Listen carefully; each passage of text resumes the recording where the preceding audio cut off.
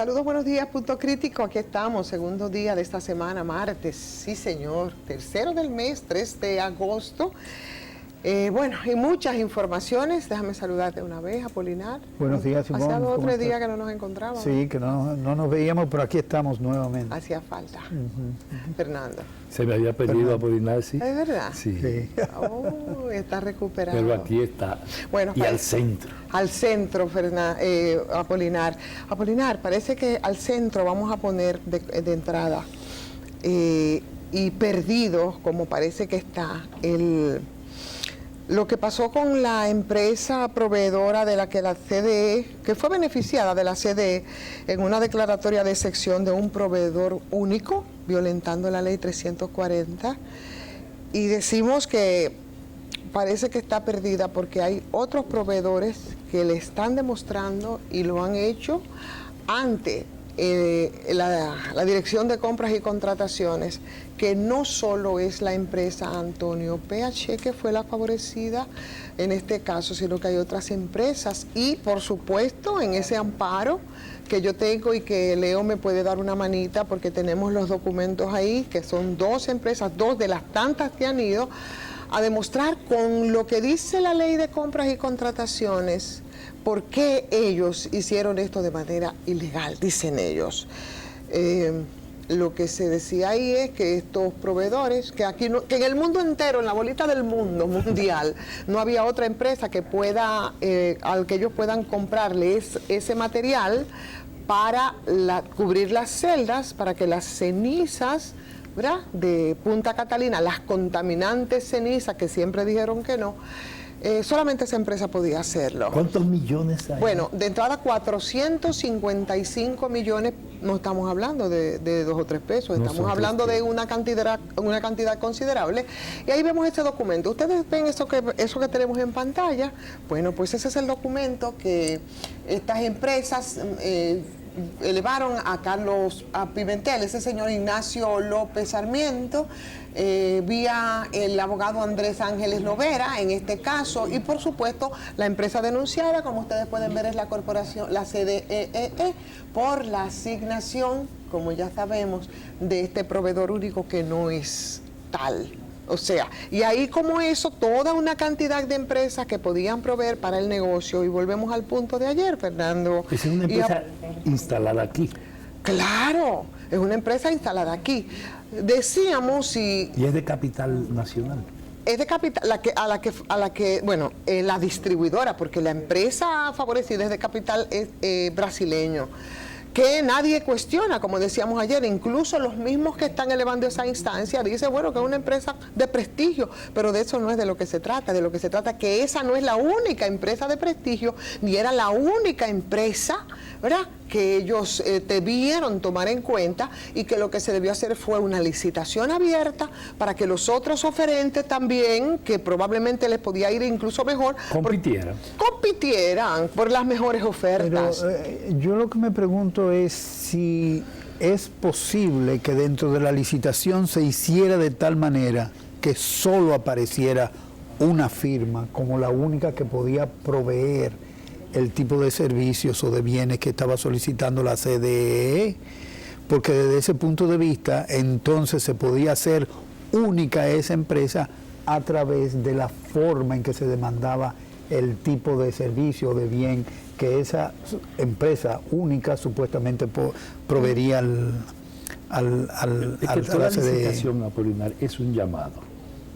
El llamado tiene una serie de bases, de parámetros, ¿no?, a los que tienen que someterse todos los que sean oferentes, o las empresas que sean oferentes.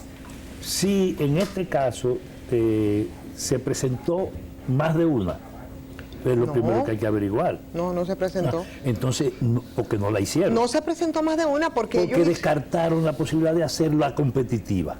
Claro. Pero ¿cómo se descarta? Porque ellos lo pudieron haber hecho, es descartar, es decir, seleccionar sin seleccionar la empresa que ellos querían a través de las limitaciones que ellos colocaran dentro de la licitación.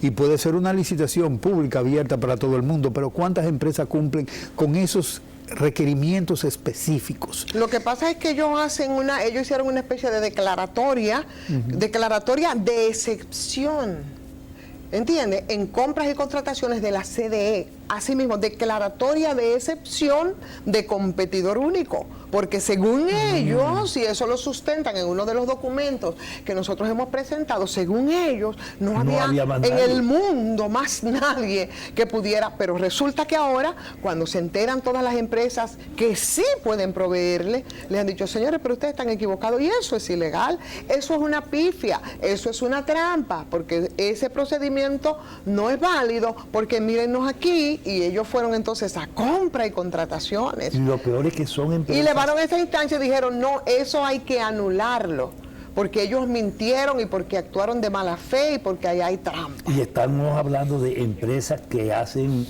que abren el proceso justamente porque existen y funcionan en el país. Claro, claro. Entonces, ¿de dónde sacaron esa excepción? Esa voluntad de declararlo Por eso, excepcional? Para hacer que esa empresa cumpliera con ese requisito, única empresa. Es lo mismo. Ahora, ¿por qué ellos hacen eso? ¿Qué nosotros podemos pensar? Bueno, que esa empresa la querían beneficiar igualito que quisieron beneficiar a Odebrecht, por ejemplo, con el caso de Punta Catalina y muchas experiencias. Entonces no descartaron con artificios, como tú planteas, o como tú preguntas, sino que lo hicieron a priori. Por adelantado. Claro. Ellos descartaron a todo el mundo y dijeron, aquí nadie más vende esto, solamente venden esto. Y sencillamente asignaron. Sí. Ellos entonces ahí hay toda una serie de planteamientos en ese expediente donde ellos dicen por qué la determinación de la CDE, ¿verdad?, de declarar del procedimiento de excepción, así mismo de exclusividad y proveedor único, ¿por qué es ilegal? Entonces ahí es verdad donde ellos hablan de todo lo que ha pasado, de lo que dice la ley, de por qué no se justifica que de ninguna manera la CDE decidiera imponer un procedimiento por aplicación de la ley incorrecto. Y entonces ahí dicen todos los articulados y con la ley en la mano ellos van entonces a compra y contrataciones y ahora la cancha está en compra y contrataciones, pero aunque parecía un poco y no es salado por los pelos, lo que pasa es que son los riesgos que se corren y tenemos que decirlo. Claro, como se trata de CDE, como se trata del sector eléctrico, cuando tú ves que se quiere favorecer a esta empresa y la forma tan burda de cómo se hace, porque me parece muy burdo y mucho más ahora cuando tú ves esas instancias, cuando ves esas empresas y todos los argumentos de ellos, tú dices, no, pero aquí hubo mala fe. Y tú te encuentras, por ejemplo, que un miembro del Consejo Unificado de la CDC es precisamente nieto del que ha sido beneficiado. Y vuelvo y repito como ayer, no queremos decir que esa fue la razón, pero son de los riesgos que no se deben correr, porque son las cosas que entonces podría pensarse, aunque no fuese así. Y hablamos del caso de José Manuel Santelices H., que es miembro del Consejo Unificado de la Sede. Y caramba, qué casualidad, ¿no? Es una coincidencia. Es una coincidencia, exactamente, pero son de las cosas que hay que cuidar. Porque nosotros no pensamos que lo hicieron para beneficiarlo por eso, de ninguna manera, pero hay quienes podrían pensarlo. Entonces, me parece que ha sido más problemas de los que tiene el sector innecesario en este caso, y yo no entiendo porque es precisamente el ministro de Energía y Minas que firma todo esto, pero ¿qué le está pasando a Antonio Almonte? Está perdiendo la perspectiva, está obnubilado, porque no es necesario eso. Yo tengo una tentación fatal siempre a lo que se llama el método de la totalidad, o sea, a no analizar una cosa porque sí, sino a tratar de relacionarla y de vincularla a otros hechos.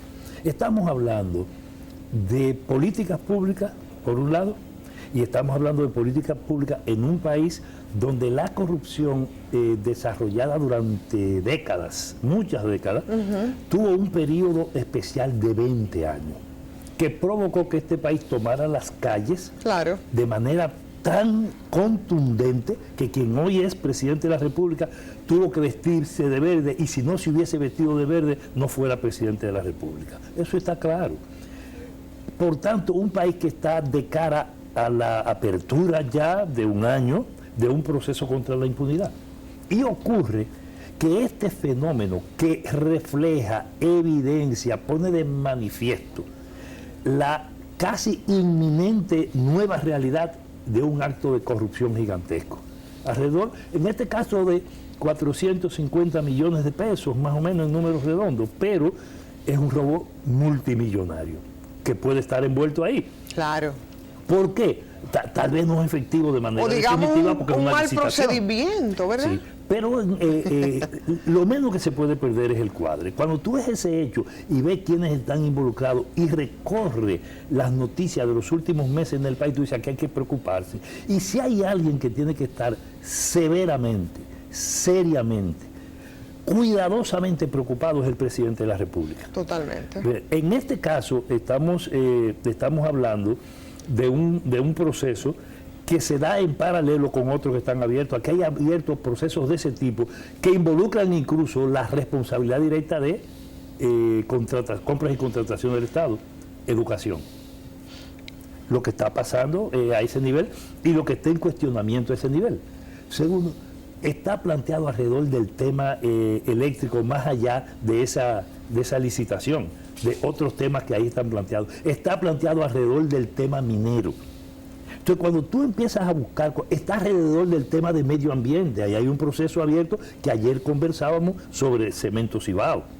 Entonces, cuando tú ves eso y le agrega el tema de Barrigol como tal, no solo su contrato, sino manejo de recursos, tú dices, todo eso está involucrando a funcionarios nuevos, a actitudes, a cuestiones que tocan y afectan sensiblemente la cuestión de la transparencia. La transparencia, elemento clave cuando se hablaba aquí de pelear contra la impunidad. Entonces, ¿dónde estamos? Con un sistema judicial casi incluso cuasi amarrado, porque no tiene todos los recursos que se necesitan para profundizar esos procesos, y el grito es público. Entonces, a mí me preocupa realmente lo que esto está pasando, porque esto va empujando en una dirección donde el presidente de la República directamente, el gobierno dominicano, con él a la cabeza, va a tener que responder y evaluar la práctica, la conducta y la actitud de muchos de sus funcionarios. Aquí estamos hablando de un caso de excepción, pero es este que nosotros tenemos documentado y por eso, claro, lo podemos poner sobre la mesa con la documentación. Pero aquí hay muchos casos así, en esas mismas condiciones. La compra de vacunas. Exacto, muchísimos casos, ¿correcto? Ese es otro. Compra de vacunas. Ese es otro. Y entonces, aparentemente, a partir de lo que tú planteabas previamente, Fernando, pareciera que solamente se trata del cumplimiento formal y no efectivamente un procedimiento para, digamos, ser consistente con la transparencia que necesitan todas las acciones del sector público dominicano. Entonces, desde ese punto de vista, evidentemente que el gobierno no camina hacia la transparencia, camina de manera muy clara hacia la opacidad, si uno toma en consideración otros elementos que adornan las políticas públicas dominicanas, como por ejemplo el caso de las APPs y el caso de los fideicomisos. ¿Y sabes por qué me preocupa? Porque eso plantea el tema que hemos estado insistiendo acá y en otros espacios y momentos de discusión.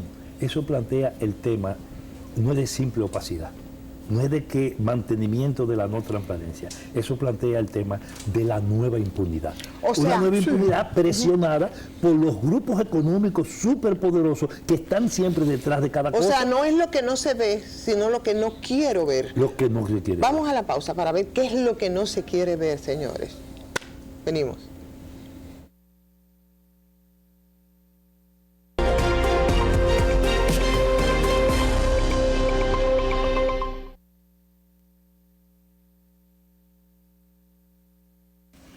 Bueno, señora, aquí estamos, regresamos. Si tenemos puntos críticos que debemos ver en la opacidad o que simplemente no queremos ver, ahí lo dejábamos, Fernando. Y ¿sabes qué? A propósito de opacidad, de puntos y de vistas y mirar y entendimiento, siento que ya la gente está entendiendo en su justa dimensión todo el tema de la alianza público-privada, que ahora también parece que viene respecto al tema del transporte, ¿no? Así. Y se siguen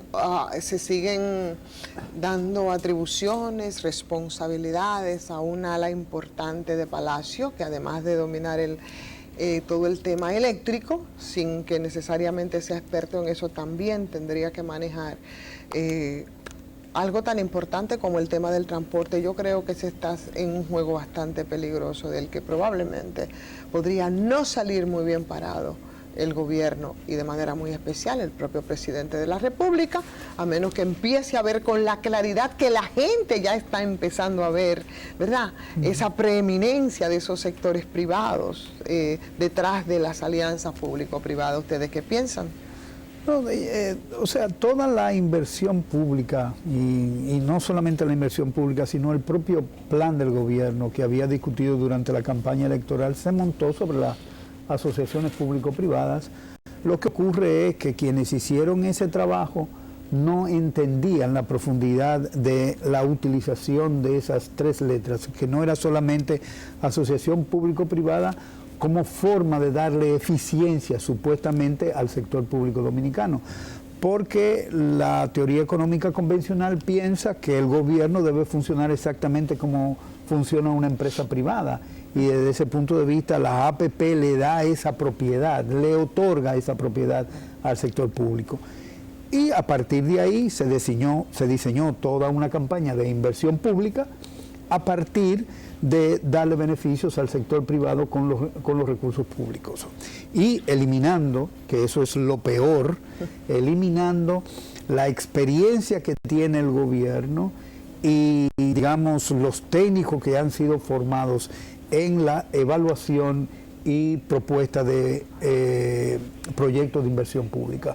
O sea, el Ministerio de Economía, Planificación y Desarrollo perdió esa actividad, ese rol ya no puede, ya no le es lícito no, sino ya no es parte de su responsabilidad. Se lo formular como atribución. Sí, ya no puede formular los proyectos de inversión que deberían estar siguiendo lo que es la Estrategia Nacional de Desarrollo. Claro. Ya la Estrategia Nacional de Desarrollo, tampoco como que tiene mucho sentido. No, a pesar de que es una ley, sí, no está siendo seguida por el gobierno. Y no cualquier ley. Y no todo lo contrario, sino sencillamente que se echó por la borda. Entonces, ahora, ¿quiénes van a hacer inversión pública? El sector privado. ¿Dónde la va a hacer? Donde el sector privado entienda que va a derivar a beneficios. O sea, el sector privado va a hacer inversión pública, va a hacer inversión con el dinero público. O sea, ¿qué es lo que van a hacer? Son los proyectos de inversión que nunca un sector privado por sí mismo quiso hacer. Porque todo el mundo, exactamente, todo el mundo había dicho que el suroeste era una fuente inagotable de inversión para el sector turismo, pero no había ningún sector privado que se atreviera a hacerlo. Porque había riesgos, Apolinar. Como en todo. Pero los riesgos aquí los cubre el sector público, entonces vale la pena arriesgarse. Pero sí. La dirección esa de asociaciones público-privado, lo que te dice es, porque lo único que hace el director de esa institución es recitar la ley, y la ley lo que dice es que van a poner los riesgos en aquel sector que esté en mayor capacidad de resolverlos. Pero nunca el sector privado dominicano se ha quedado con los riesgos. Y solamente hay que ver 2 o 3 de las inversiones que se han hecho desde ese punto de vista, que sencillamente es el sector público quien corre todos los riesgos. Ustedes siempre ilustran mucho la carretera del Nordeste, que claro, dicho en términos simples, bueno, fue un contrato que se hizo por una cantidad determinada de vehículos que debían pasar, fluir por ahí. Sí. El riesgo de los vehículos que no fluyan, pero que igual tendrán ellos que cobrar, lo asume el Estado. Claro. Y ellos sabían, tanto el Estado, que tú no entiendes por qué entonces se embarcaron como ese sector privado, que el flujo que no iba. Sí, pero eso es culpa del gobierno, y obviamente que el gobierno en ese momento, cuando negocia para el sector privado. O sea, no cabe duda de que un individuo que estuviera en la dirección o estuviera participando en la decisión de contratar esa carretera y no se dio cuenta de eso, no se dio cuenta de que el gobierno tendría que pagar, si el flujo de vehículos no era suficiente, alrededor de un 17% de tasa interna de retorno en dólares para que esa empresa tuviera beneficio. O sea que el pobre Estado también, que lo llevan y lo traen también, además de los beneficios de ese sector privado, hay un grupito del gobierno que igual también estaba haciendo a su vez negocio, porque no fue a lo loco, ni porque eran estúpidos ni tontos. Ay, no me di cuenta, sí se dieron cuenta. Va que será una franjita también para hacer negocio con eso, a más de lo que... Normalmente esas claques instaladas políticamente cobran por adelantado. Claro. Cobran muy por adelantado. Incluso hay negocios de APP y de articulaciones de ese tipo que se hacen a posteriori. Se planifican con mucha anticipación para realizarse a posteriori. Y yo digo, alrededor del tema de Punta Catalina, hay elementos de ese tipo. ¿Por qué hay esta gigantesca inversión a cargo y la responsabilidad del Estado en terreno ajeno? Para después terminar comprándole, con comillas bien grandes, al grupo Vicini, como ellos le dio su gana y como ellos lo pautaron, los terrenos de Punta Catalina. ¿Eso es un ejemplo? En el contrato en Fiteus. ¿Es un ejemplo de APP? Y no, pero no solo eso. Sí. Pero ahora cuando tú ves el problema de qué va a hacerse con Punta Catalina sobrevaluada, aparte del tema corrupción, etcétera, de todo lo que ahí está planteado, te van a dividir a Punta Catalina en dos. A Punta Catalina, la generadora de energía, al margen del robo, de la estafa y de casi 2.000 millones de dólares que se han, para decirlo como el pueblo lo entiende, chapeado muy bien ahí y con anterioridad, que han robado ahí con anterioridad, que están envueltos en ese gigantesco escándalo. Entonces, la parte ya de la empresa como tal, al margen de eso, es lo que te van a privatizar, y te lo van a privatizar promoviendo una suerte de articulación público-privada también. Adivinen ustedes quiénes serán los primeros que, ¿verdad? Porque no por casualidad y todo es una especie de entramado. ¿Cuáles serían, Fernando? Exactamente los mismos grupos, los que eran dueños del terreno, que además tienen montado al lado de ahí un proyecto de alta tecnología, ¿no? Por eso está ahí. De alta tecnología, al cual le prepararon el puerto de entrada de alimentación de carbón a Punta Catalina, está hecho para pasar... Le ahorraron una inversión. Que además... Cuando uno se pone a analizarlo, nosotros lo denunciamos durante el pacto eléctrico y en todo este proceso últimamente hay un estudio hecho por el Observatorio de Políticas Públicas de la UAS sobre el tema del contrato enfiteutíco y donde públicamente se dio a conocer la manera en cómo incluso proyectaron la construcción de empresas industriales de nueva tecnología para utilizar ese polvillo ahora mencionado a propósito de la licitación actual para los filtros. O la no licitación. O la licitación que no licitó. Exacto. ¿No? Que está referido ahí porque tenían negocio eso para tener empresas de nanotecnología. Entonces, y eso, ¿sabe quién lo anunció? En el periódico Vanguardia del Pueblo. Yo no estoy hablando de otra cosa, ¿no? Lo anunció Juan Vicini. Claro. Anunciado, él lo anunció. Y también lo hizo en el marco de entrevistas que posteriormente dio cuando los empresarios normalmente no hacen ese tipo de cosas. Que eso incluso se amplía muchísimo y te llega hasta toda esa franja de Manzanillo, que por cierto también podrían ser parte de los beneficiados, de los que se quedan. A mí me gustaría saber si ellos están licitando dentro de todos los licitantes ahí en el caso de Manzanillo, que no sabemos, un secreto muy bien guardado. Yo no sé, ¿no? Y hay que hacer, y la vinculación es bastante articulación en lo que es el proceso llamado de desarrollo binacional y bastante intereses incluso del lado haitiano, que tienen socios establecidos ahí. Pero lo que yo quiero decir es que cuando tú ves esto, tú dices, bueno, entonces no es casual, Apolinar, lo que tú acabas de decir hace un momento en relación al tema de cuál es el rol, el no rol del Ministerio de Economía, Planificación y Desarrollo.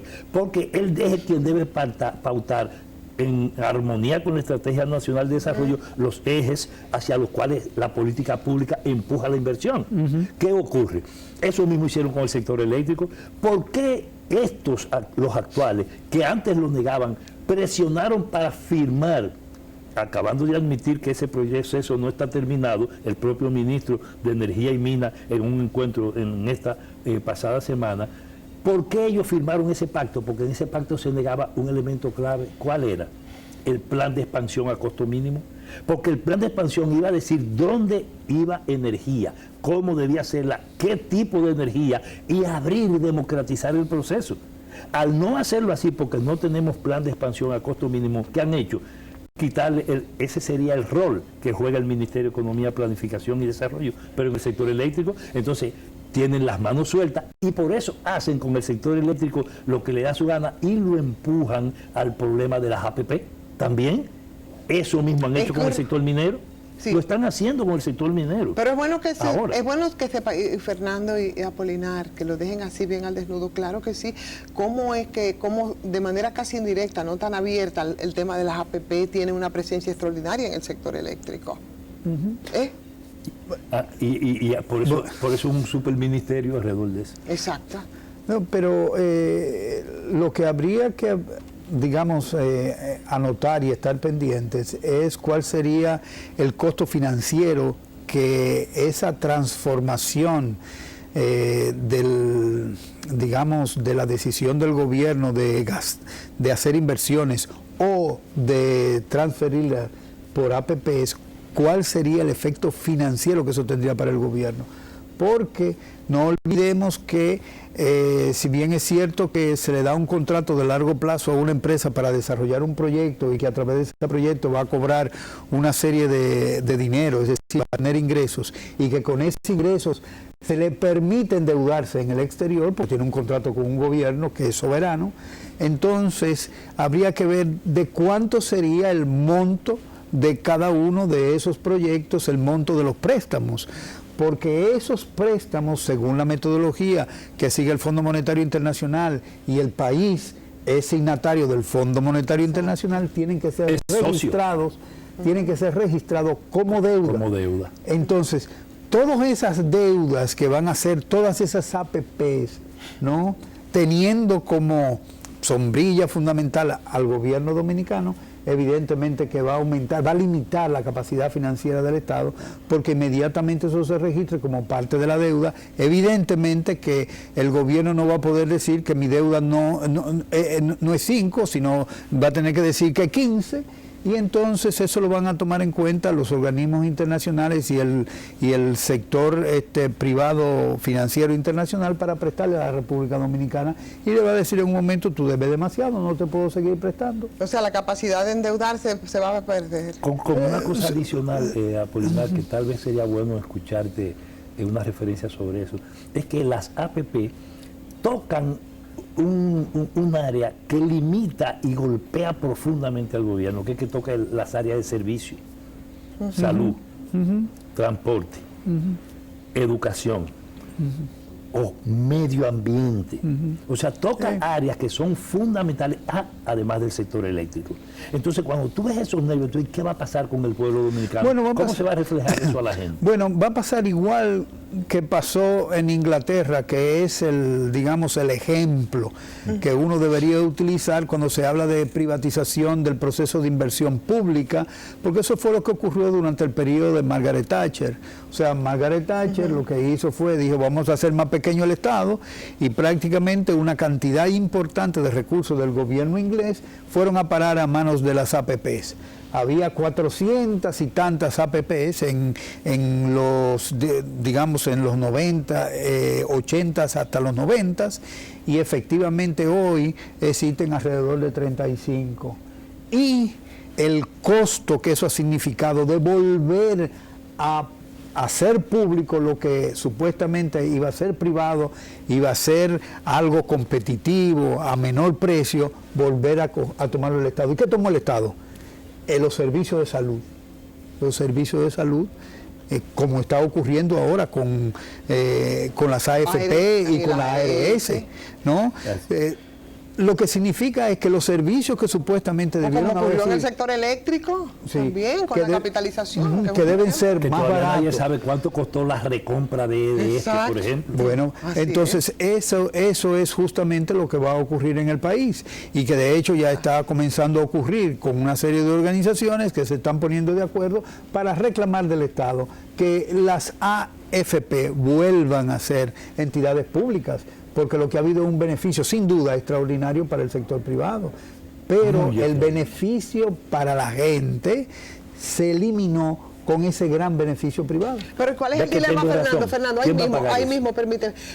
Entonces, ¿cuál es el dilema? ¿Y cuál es esto igual? A mí me hace mucho ruido. ¿Cómo nosotros debemos interpretar, sobre todo cuando le atribuimos tanta buena fe al presidente y a las ganas de hacer las cosas bien? Pero ¿cómo separamos entonces al presidente empresario o al presidente que tiene deseo de hacer las cosas bien? O sea, porque hay un tema de intereses también bastante serio. Digo, yo no sé, visto así como viendo ese presidente empresario y además cómo se puede zafar ese lastre, o si se lo quiere zafar, esa separación, ¿cómo lo hacemos? Mira, ¿Cómo lo podemos ver? Yo decía hace un momento, me hacía la pregunta, es el problema de todo esto tiende a acercar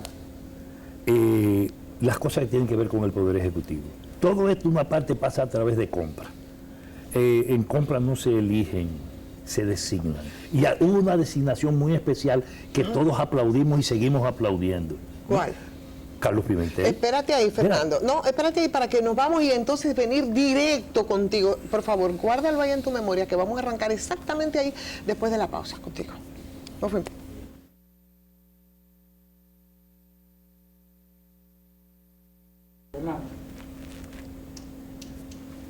Yo pienso que donde tú dejabas la cosa fue un punto crítico de verdad. Porque efectivamente la responsabilidad de dirigir el Estado Dominicano es del presidente de la República, porque es la cabeza del gobierno. En nuestro ordenamiento institucional es así. Los funcionarios son responsables de lo que hacen y la ley lo establece y dice cómo hay que proceder. Ahora, si el funcionario actúa y actúa incorrectamente, si compromete la responsabilidad del gobierno en cosas que no debe, en violaciones de la ley, por ejemplo, en malas prácticas, por ejemplo, en retorcimiento de la política pública que ha debido ser otra, entonces, y sigue ahí, es responsabilidad del presidente. Del jefe del gobierno. Es responsabilidad del jefe del gobierno. Y el jefe del gobierno es el presidente. De lo que pase alrededor de una gente que ha debido, como lo han hecho otros funcionarios, y se les ha forzado a renunciar, y no y lo han hecho, y no ocurra esto con Macarrulla, el responsable del resultado es el presidente de la República, no es otro. Pero tú crees Porque que debe de renunciar. no es solo que no es su principal funcionario. Y lo estoy poniendo de ejemplo porque cuando tú preguntabas de qué va a pasar y cuál es la relación del gobierno, del presidente, Oye, esa poder, lucha de intereses que tiene el presidente entre el empresario que es él y el presidente que es él. sí, O sea, tienen que dar señas claras de que efectivamente él está en el riel que se prometió en campaña, que se anunció en el primer discurso del presidente y que toca de manera fundamental la cuestión de la impunidad. No es alrededor de todos estos temas, licitaciones, minería, Barrigol, Santiago, etcétera. Es cosas incluso particulares y concretas que tocan cuestiones que parecen lejanas al presidente, como el tema del medio ambiente. Yo lo estoy repitiendo desde ayer en este programa. Es que cuando usted habla de Cemento Cibao, usted está hablando de una cementera, el presidente tiene una. Desde un grupo de Santiago, el presidente es de Santiago. Pero vamos a hablar... El ministro de Energía, el ministro de Medio Ambiente es de Santiago. Fernando, y hay violaciones a la ley para favorecer a una empresa, como el caso de Cemento Cibao, que está desbaratando el corazón de la cordillera, que está desbaratando la zona contigua para a la que ponga presa en de Tavera. contexto a la gente hoy también. O sea, lo que estás denunciando y estamos denunciando respecto a Cemento Cibao en la comunidad de Baitoa. En la comunidad de Baitoa, que le han asignado para que destruya, para que se coma, para que convierta en cemento una hermosa montaña de Los Melaos, ahí al ladito de Baitoa, de piedra caliza para hacer cemento y terminar contaminando. No ahí. Es que Santiago está identificada como una de las ciudades de mayor impacto recibido por el polvo. Y el polvo que llega a Santiago, que cubre Santiago entero, que daña la salud de los santiagueros y de toda esa región, es de Cemento Cibao, sin haber explotado la loma de Los Melaos. Pero el ministro de Energía y Minas dijo que eso no fue responsabilidad de él, que eso fue en la gestión anterior. Lo que sí tiene que hacer para poder explotar esa loma es tener nuevamente estudios de impacto ambiental para explotar esa loma, que no le ha puesto la mano todavía, que la comunidad está levantada en resistencia para eso, e incluso impidió que metieran equipos recientemente, que está camino a estar levantada 24 horas. Una lucha para similar a la protegerla. de Barrigol.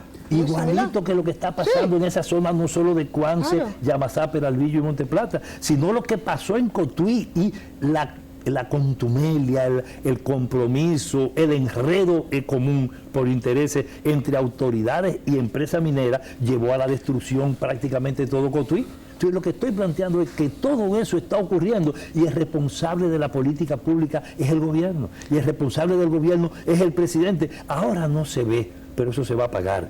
Y si el presidente no entiende que tiene que ser coherente con lo que él defendió y planteó y con lo que subió al poder y con lo que capturó a su favor y a favor del PRM todo ese caudal de masas en la calle durante 3 años vestidas de verde, el presidente entonces tendrá que pagar las consecuencias. Óyeme, Apolinar, porque es que entonces se da como ese mismo problema.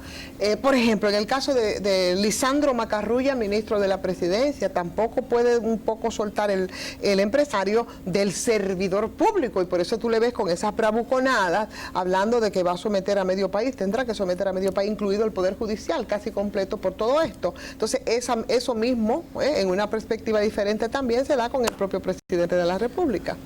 Pero yo creo que vamos a ver, o sea, el gobierno dominicano ha tenido a lo largo de su trayectoria democrática influencia del sector privado.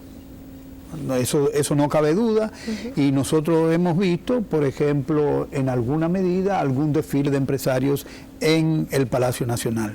Sin embargo, ahora, inaugurado con los gobiernos PLDistas y seguido por este gobierno a la medida, no solamente tenemos empresarios que visitan al Palacio, no, ahora tenemos... Que habitan Palacio. Que habitan el Palacio y hacen políticas públicas. Y la responsabilidad de esa... Supuestamente la hacen. Sí, no, de esa transformación del gobierno, porque esa es una transformación importante del gobierno. O sea, el gobierno ya no hace políticas para beneficiar a la ciudadanía, sino hace política para beneficiar a los empresarios que están haciendo políticas públicas desde el gobierno. Y esa es una característica distinta a cualquier otro gobierno. O sea, los empresarios no mandan... Yo decía ayer, los representantes orgánico, como decía Grandes, sí. no, se hacen representar ellos directamente. No representar, no. No, se hacen partícipes directos en el gobierno. Entonces, un gobierno que tenga esa característica, de ninguna manera tiene la posibilidad de servir a la gente. Ni de que las instituciones... Hay rebelión en las propias bases del PRM, sale por el tema del empleo, por ejemplo, pero hay una rebelión incluso en un partido que ha terminado casi momificado porque ni se reúne. No, pero ese es un partido porque legalmente es una institución partidaria y se reconoce como un partido, pero orgánicamente eso es ni una asociación, para decirlo de alguna manera. ¿No es exagerado eso? No, yo creo que no, porque es que ese partido no ha cumplido con las responsabilidades partidarias que tiene una organización política cuando el gobierno es de ese propio partido. Ni siquiera lo ha amonestado, ni siquiera le ha dicho nada. Es que son los propios dirigentes los que están en el gobierno. Pero ¿quién es el presidente del partido? Porque yo siento como que de repente no hay ni siquiera quien lo dirija, porque está muy ocupado su presidente con el ministerio administrativo de la presidencia. Señores, nosotros también vamos a hacer nuestras valoraciones, porque a un año de gestión en diferentes ámbitos desde aquí, por supuesto que diferente a ellos, con el punto crítico poniéndolo de relieve, y ese va a ser uno de los temas temas que ni que siquiera va a cambiar el presidente funcionarios ahora, porque es a continuar la misma carrera. Precisamente por eso que acaba de decir Apolinar. Cuando todo el mundo espera que hay gente que tiene que pagar la mala práctica y las actitudes contradictorias con lo que prometieron. Bueno, señores, la bella Camila me dice que ya los programas, el de ayer está ahí arriba en YouTube, en el canal que se llama así, Punto Crítico, y en unos momentitos tendremos también el de hoy para que usted lo vea y lo analice tranquilamente y nos critique y nos haga señalamientos y diga lo que tiene que decir. Nos vamos a poner contentos con eso. Esa retroalimentación es importante, así es que muchísimas gracias por vernos, compañeros. Nos reencontramos. Hasta mañana. Hasta mañana.